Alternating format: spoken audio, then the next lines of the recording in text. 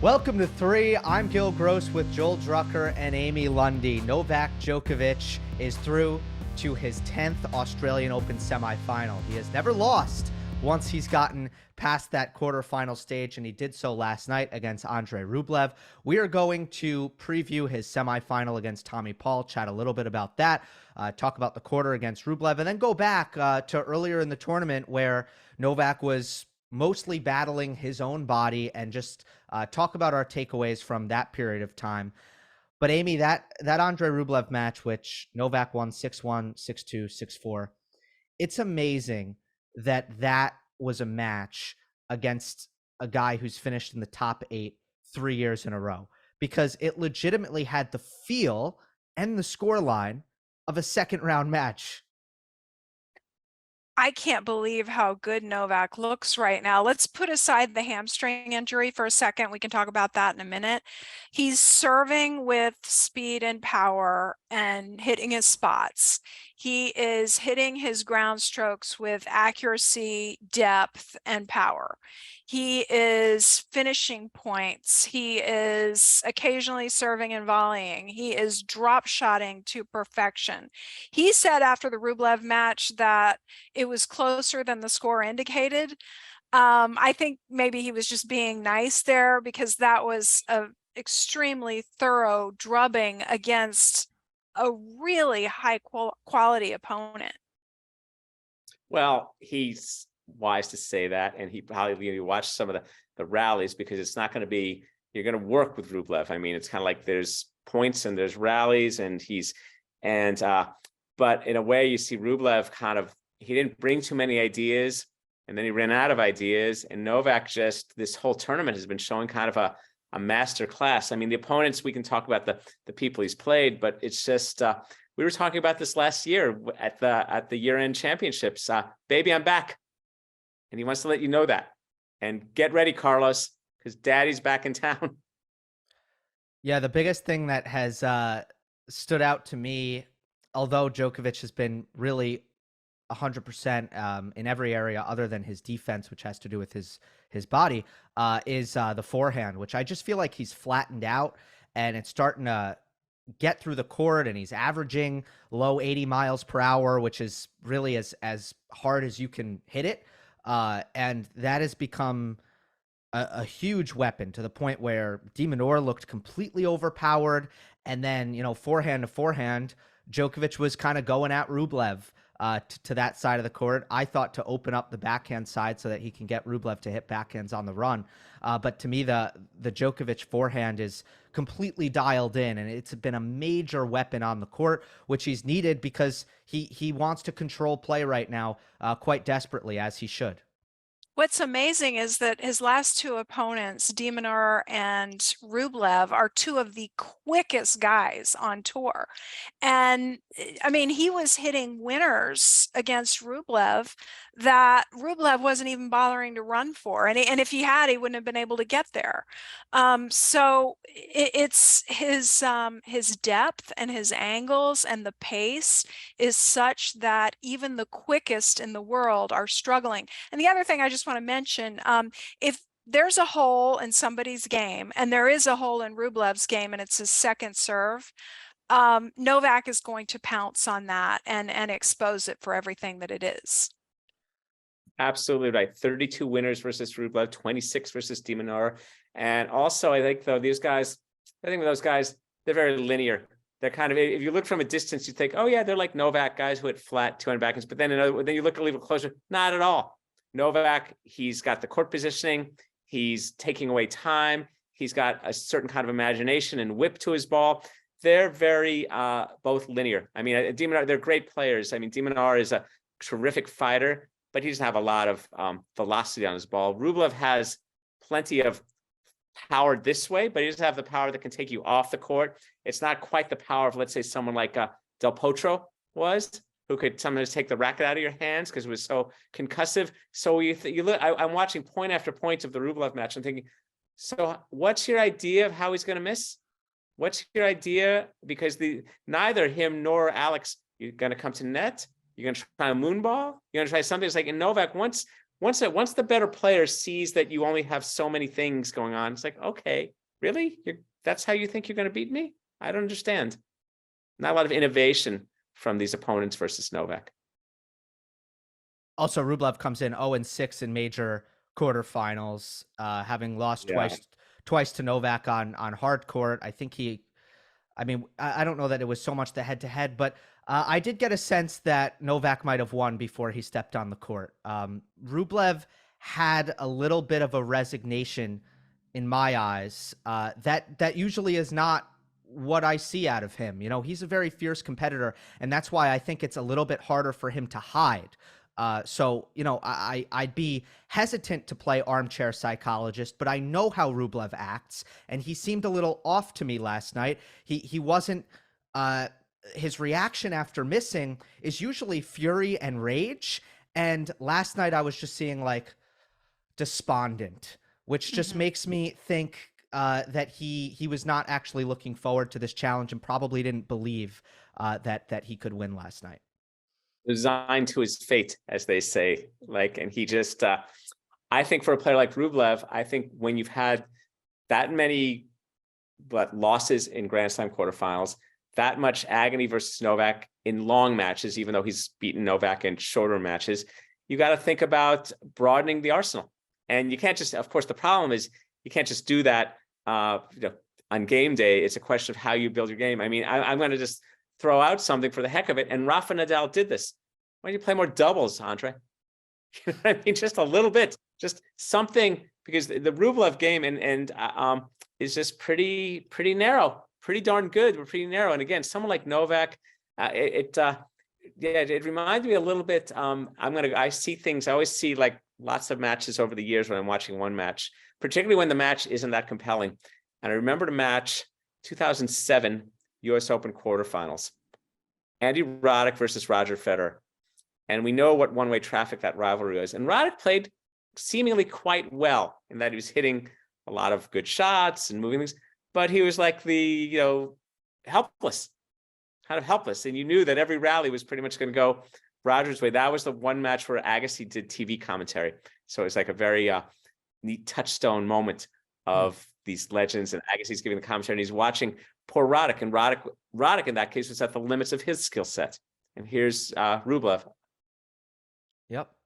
Well, all of this was made possible by an improvement of Djokovic's hamstring.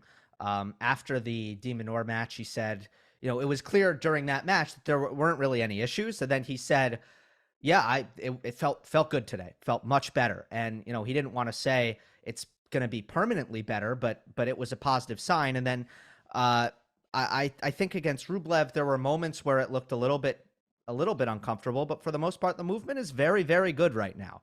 Very good. So it's not going to fully inhibit him, even if I feel like he's 95%, not 100.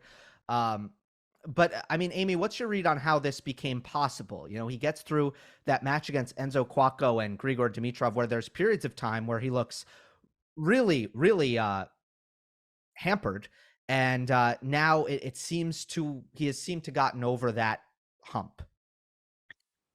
For anyone who's ever had a muscle strain or pull, you know that when the injury is in the acute phase, that's when it's really unstable.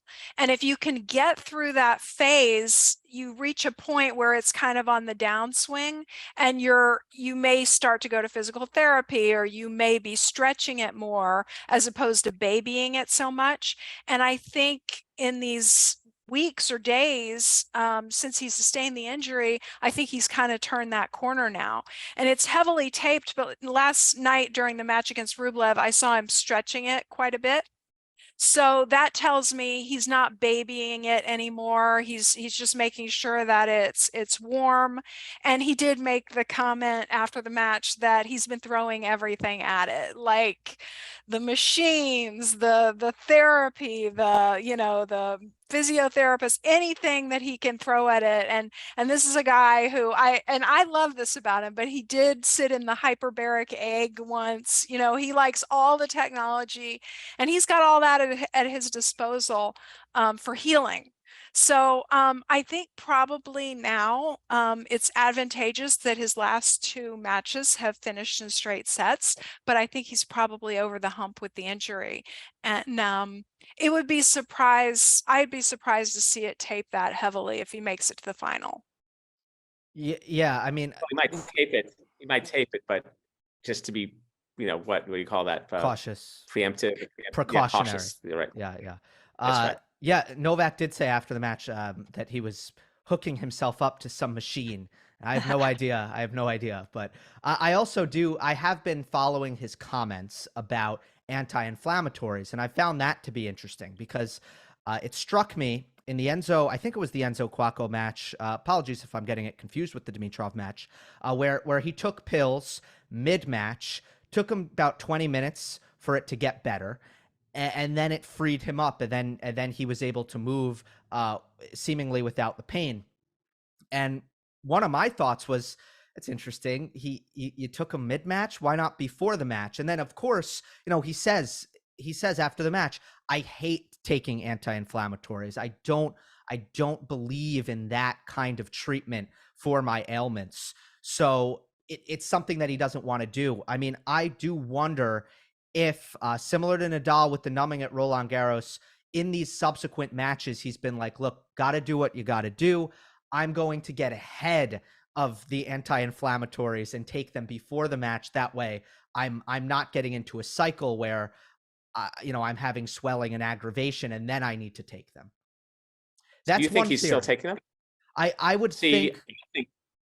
Yeah. Oh, I wonder if he's adjusted to, instead of taking them, because the first sets are when when we saw him have trouble against Dimitrov and Cuoco. Then it got better. I'm wondering if he's like, all right, I give up. Let's take him before the match, and then I'll be ready to go.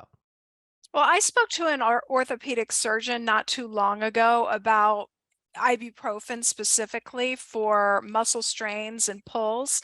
And actually, his answer was you take it for pain, but the very latest is that if you're taking it quite a bit while you're healing from an injury like that, it can actually slow the healing process. That's the very latest. So he's like, the only reason you should take it is for pain, and generally within the first 24 to 48 hours, and then stop taking it if you want to heal faster. So I'm sure Novak is aware of that. But if he has to take it for pain in mid-match, then he's got to do what he's got to do. It's just Advil. Right. Well, it's interesting though. I think it's funny was you were saying about how Novak said he hated them. I guess your implication was that Novak hated to have to take them mid-match and adjust to them, so maybe he's going to get ahead and take them. My thinking was that Novak, given his other comments about many things related to health, doesn't like them at all, period, and wants to see how he can manage his body without them at all. But on the other hand, that's me talking because I'm just... That's what no doubt. That's what I was saying, Joel, that he doesn't want to take them. But I think in the first two rounds, he's like, this isn't working. I mean, it's too much pain. I have to take them. And now I'm wondering if he's like, all right, we're not going to do that whole routine again. Let's just take them before the match. Oh, no. See, now I'm thinking, no, we're not going to do that routine again. I don't want them. I'm getting better. Fix me, guys. And again, of course, that's me personally talking a little bit because I hate them. I don't like them, and I'm the oldest one on this show, and I don't like those things at all, and I never take them. But then, I never played a match at the Australian Open. I don't like them either. My girlfriend yells at me though when I have a headache and I'm complaining. What, ibuprofen? As a woman, I have to say that I could have not probably gotten through life without it. My brother, who's a doctor, who we've had on this show, calls it vitamin I because it's pretty doggone harmless and it's been tested. I mean, it's really what I brought out about the very latest research that it's going to slow your healing. That doesn't mean that it's like unsafe or anything like that. So if you need it, you need it. Hey, look, I didn't take an aspirin until I was in my 30s. Okay, so there you go. Do you know what was also interesting, by the way? It sounds like Novak isn't playing on his off days. Sounds like he's not hitting tennis balls. That's what he said. Yeah. Right. Mm-hmm. So whoa. I mean, you can play that well. I mean, everybody, right? Because that's very rare. I mean, pretty much everybody is hitting. Sampras won Wimbledon. Pete Sampras won Won Wimbledon one year that way. Didn't even hit in the morning sometimes. Walk right at right at the court. Let's go. Okay, Joel. serve 'em up. It's the point of diminishing returns. I mean, when you've spent that many hours on a tennis court in your life, you know the deal, and it may actually be more beneficial to take the time off. We talk about this on this show quite a bit. Are players doing it wrong? Should that be more like? No, seriously, like should every player Like be Seinfeld, so playing not every day? practicing to save the body, right? Well, I think there's a lot of interesting stuff to be said about practice and prep and work. Yeah, that might be an interesting thing. We should actually do our own little, non-scientific talking our sources. Yeah, how about the no hitting on during slams? Right. Well, just like they learned a lot of things. Agassi revealed a lot of things about how you train after the age of 28. You don't double down.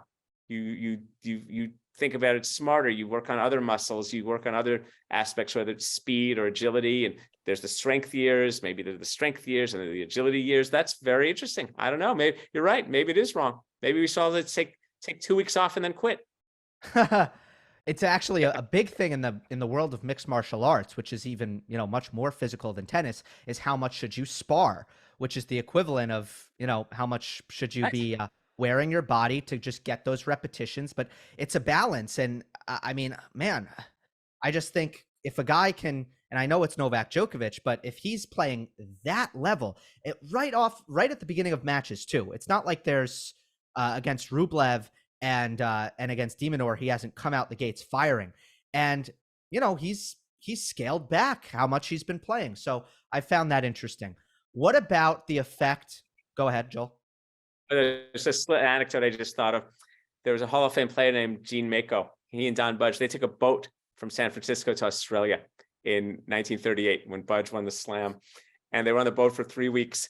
And this guy who knows Gene Mako said to him, well, were you when you got out of the boat, wasn't that a little tough to go 3 weeks out of tennis? He goes, what are you talking about? We were the best players in the world. You think I forgot how to play tennis after 3 weeks out holding a racket? He said, what a stupid question. So I guess, I don't know. I mean, that's actually, we should kind of hold that as an interesting thought as we do more of these shows, to think about that, about how you practice and train. Anyway. Yep. I think it's an interesting topic. In terms of players dealing with facing an injured opponent, I mean, there's been a lot of discussion about how to do that. It's a chapter in Brad Gilbert's book about how to play an injured opponent. So it's not something that you take for granted in tennis. We've seen two players now, Medvedev and de Minaur, act a little bit resentful of Djokovic in the process of losing to him. Medvedev kind of pantomiming Djokovic stretching his hamstring. And then de Minaur is asked, about the injury, and he basically had a really sarcastic look on his face and said, yeah, it's interesting, which I think everybody interpreted as him being, casting doubt on how injured Novak actually is. And I think accurately. I mean, de Minaur complained about the media taking it out of context. I mean, if you post the video and watch the video, it's very clear what he was trying to say there.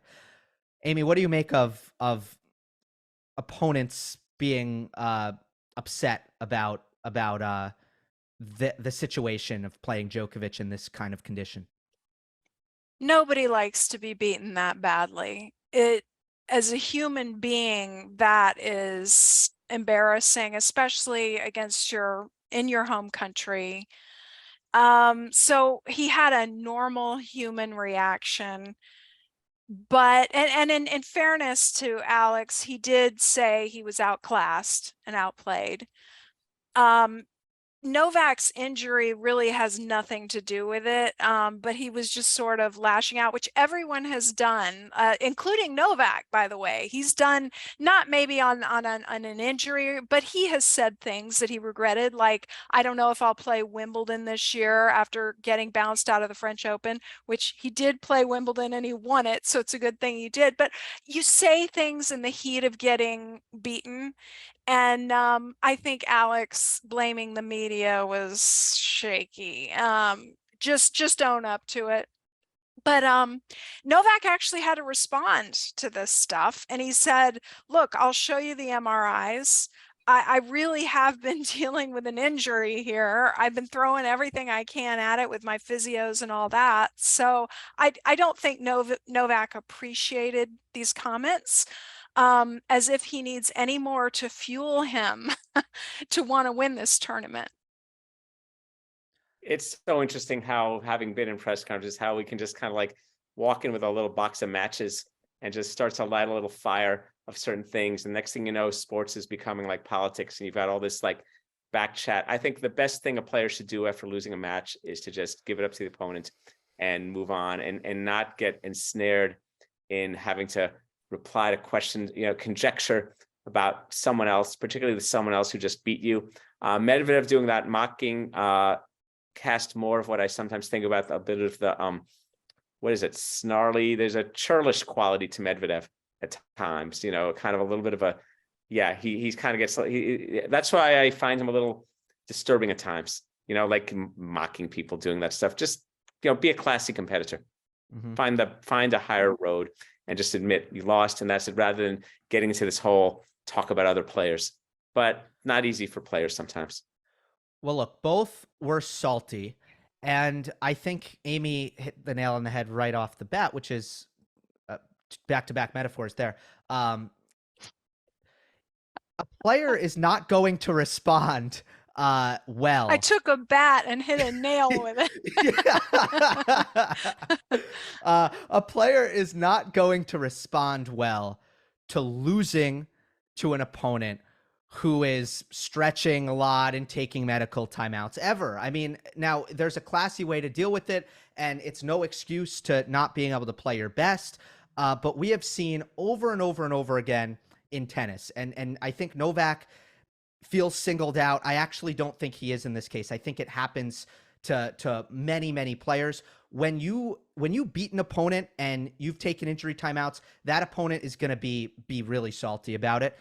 It's a cycle that we see over and over again. The reality is always, I would say, that there is a problem, there is a physical issue, there is an injury, and sometimes the player is able to work through it and win the match. But when you're on the other side of it, and even fans are guilty of this when they're on the wrong side, the accusations of faking go flying, and it's just what happens, unfortunately. But I actually think in large part the media does a good job of just listening to what players have to say about their injuries and taking them for their word, which I think is the way that you need to go about it.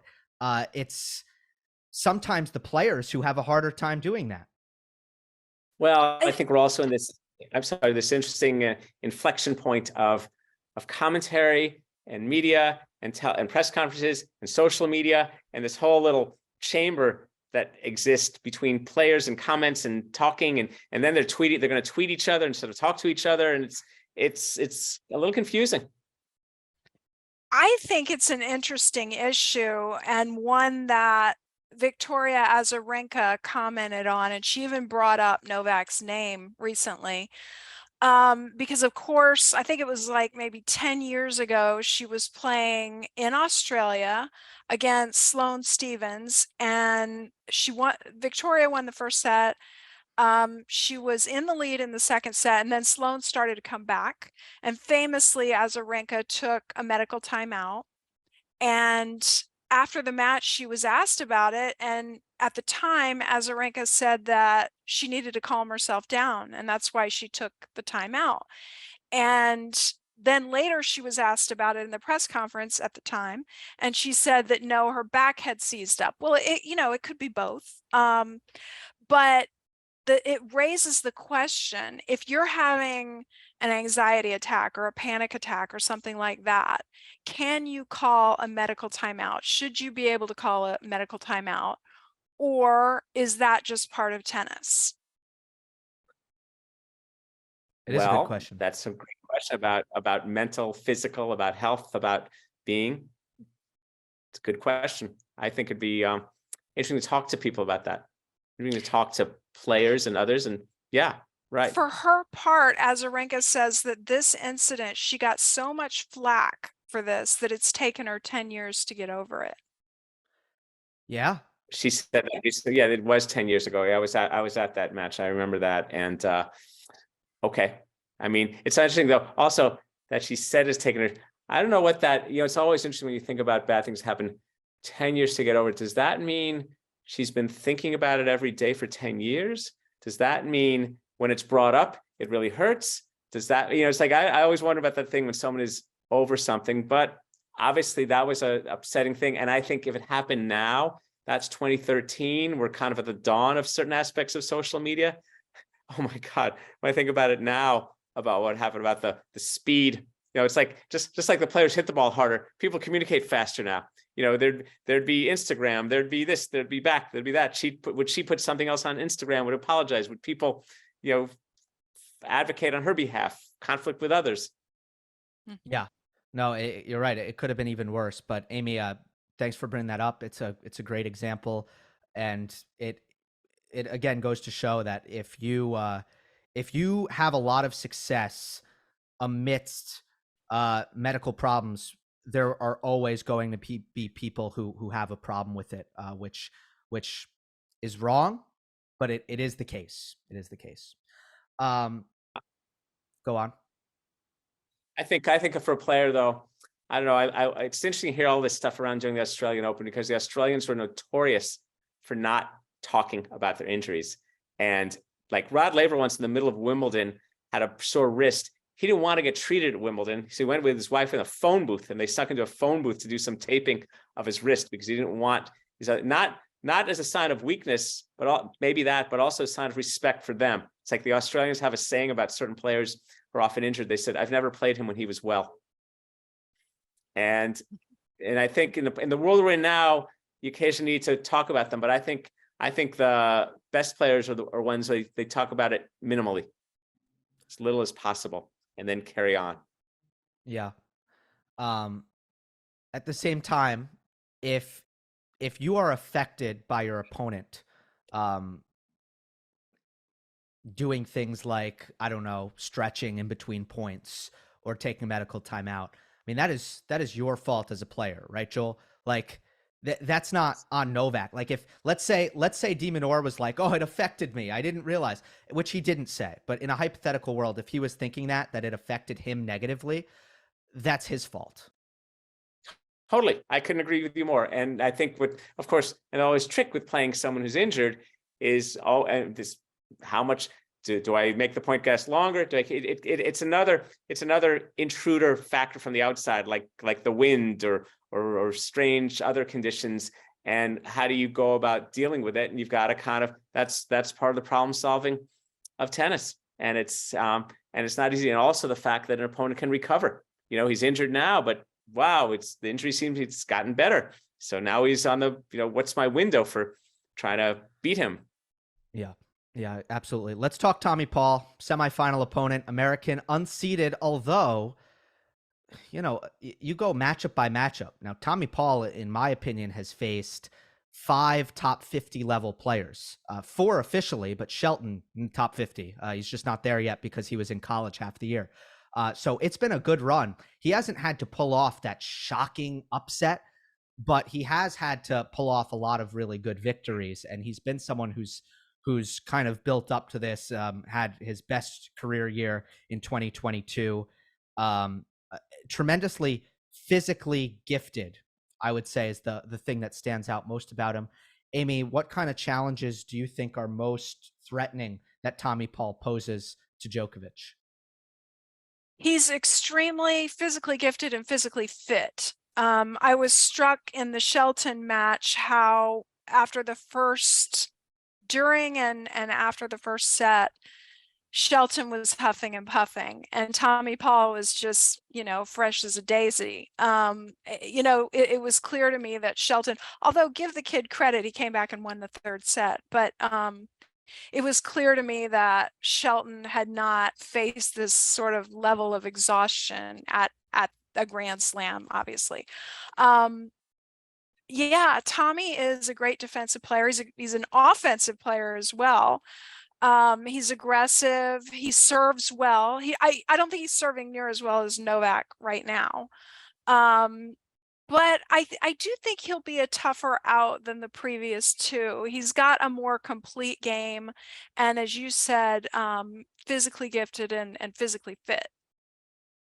Well, he's got a lot more variety and tools than these other guys. And in a way, it's funny as I look at the people Novak has played, the closest one reminds me of would be Dimitrov, but it's a little bit like the Dimitrov who emerged years ago, and we thought, wow, this guy's got some shot making going on. But Paul has a different kind of game with his two-handed backhand and his movement, hit the ball early. Gill, yours? Yeah, can I interject? There's one major difference between Tommy Paul and Dimitrov, which is Tommy Paul's backhand almost never misses, and Dimitrov, I think, made 24 backhand unforced errors in that match against Novak. Well, there you go. You had 24 errors on that side. That's amazing. And Paul, I mean, I spent a lot of time last year with Paul's coach, Brad Stein, and I know how Brad, I mean, that's the guy you want as a coach. That's the guy who's going to tell you exactly what you need to know and put you to work on it. And Paul admits that he had some discipline problems in the wake of winning the French Open Juniors in 2015. And so, this guy did crack the top 50 until November of 21. So he's going to be in the top 20 next week and could go further depending on how it happens with Novak. I think he's a fascinating player to watch play. Hit the ball early, comes to net, won 67% of his second serve points versus Shelton. We try for 50. So that's some pretty good stuff. And I think the threat to Novak is haven't played this guy before. Right. What's he got? But it's also right. But Novak will have all the scouting on him. And since Tommy's been on tour for about 8 years, I can bet that they have probably hit, a time or two. Oh, they have. They said that. Yeah. Paul said that. So, that yeah. So, it's a disadvantage that Novak has never played this guy, but it's also a disadvantage for Tommy Paul that he's never played Novak Djokovic. I mean, tall For order, sure. Rod Laver, and it's a level. He's probably always been curious, and now he's going to understand what it's all about. Absolutely. So I think what he's got is like what he'll know. He'll have the inventory. He'll have the audit and all the information, and so see. Then what's he going to bring? Will he bring it? Really? Does he get hit another forehand winner? And I think for Paul, Paul, when I interviewed him last year about Brad Stein, he said, Brad wants me to think that I'm Picasso, that I'm an artist. But of course, you have to be fit to do that at the world-class level. But so Paul is he's gonna ask more questions, more different questions in the first 30 minutes of this match than Novak's previous 5 opponents combined asked him. And the stuff he's going to throw, the array, I just think the kinds of sequences he's going to attempt to build. I'm looking forward to that match. I think it's going to be really interesting. But of course, Novak, come on, it's his house. It's 9-0 in Aussie Open semis. Yeah, well, I do order for Paul. I love what Tommy Paul said when he went to press. I think somebody asked him, who would you rather face or something like that. And he said, well, I'd probably have a better chance to beat Rublev, but I'd rather play Novak. That would be awesome. So I think that was an interesting.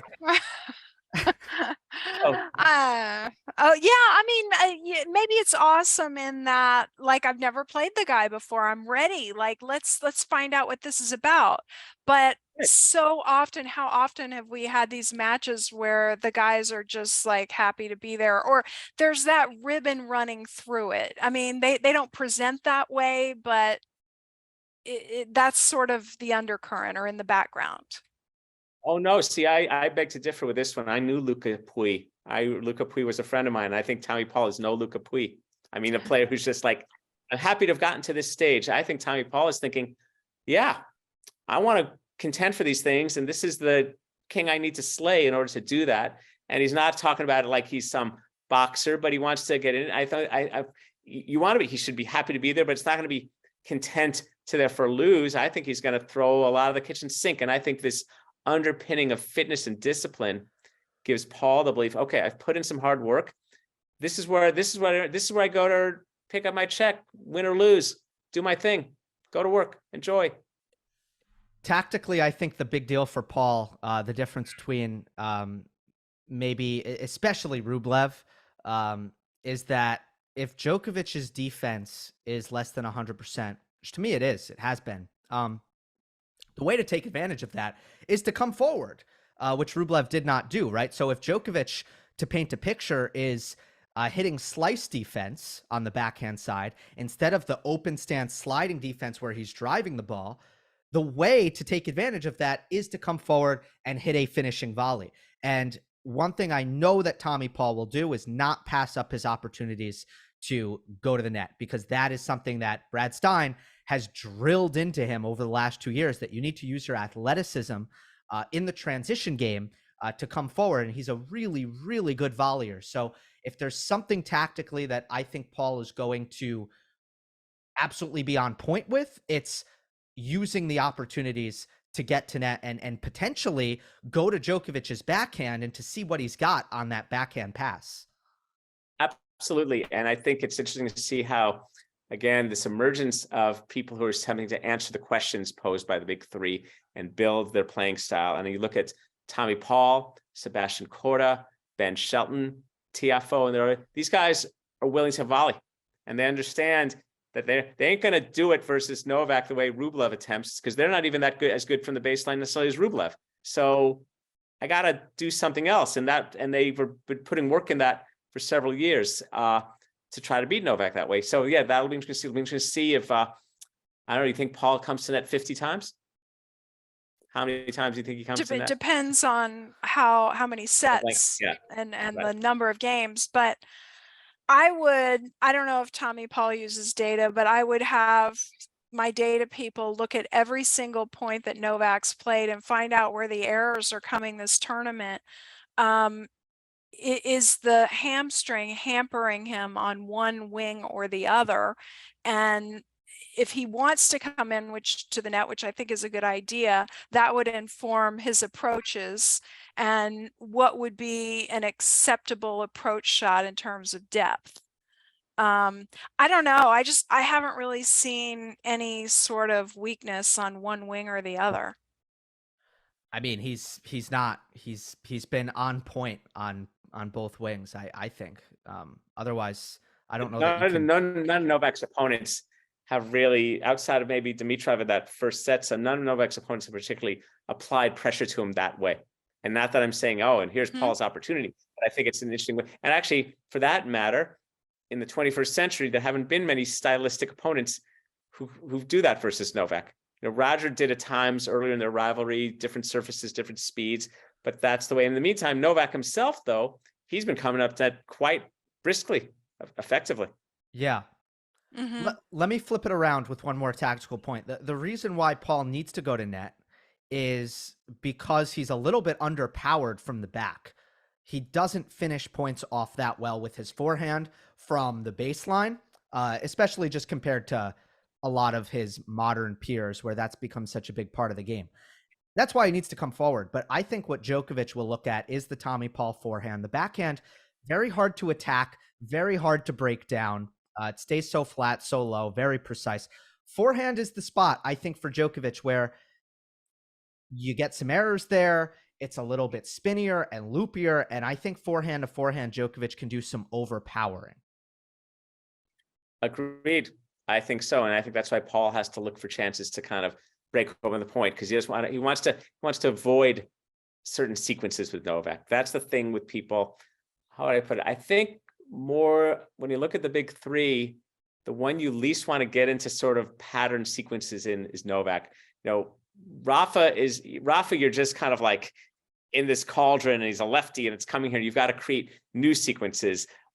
Roger's doing his Roger stuff with his own eclectic thing, but Novak is just kind of like lock into these patterns. We're going cross court. I'm going down the line, and these guys just get ensnared in it. And you're right. And Paul, he needs to bust that open, because he can't. He's not going to come out on the good end of too many rallies like that.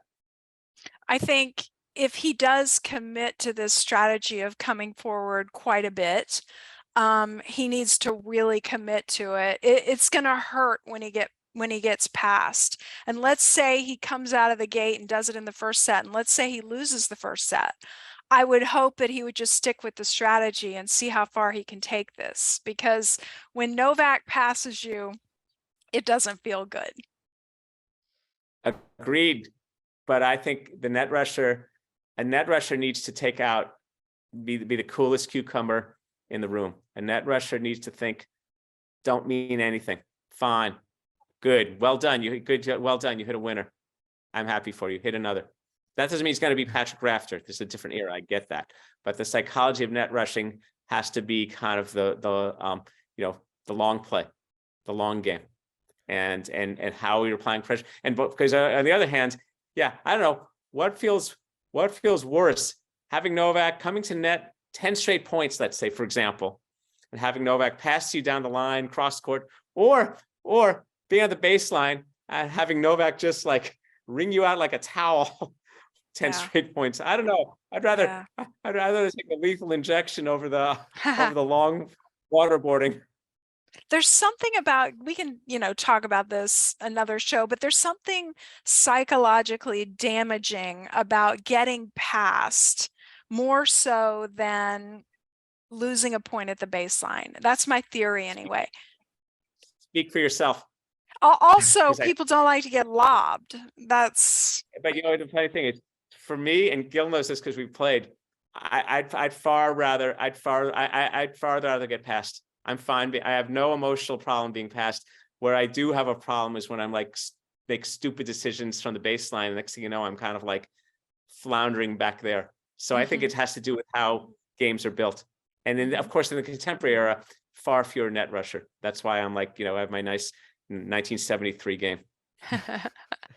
Well, if I were to compare Tommy Paul to any fruit or vegetable, it would be a cucumber. It's very, very, very cool. Very cool. So let's see how it plays out as Djokovic into his 10th Australian Open semifinal, gunning for his 10th Australian Open title. That'll do it for this episode of 3. Remember, we're available on all podcast platforms. We appreciate it if you leave a rating and a review on Apple and Spotify. And if you're watching on YouTube, please like, comment, and subscribe.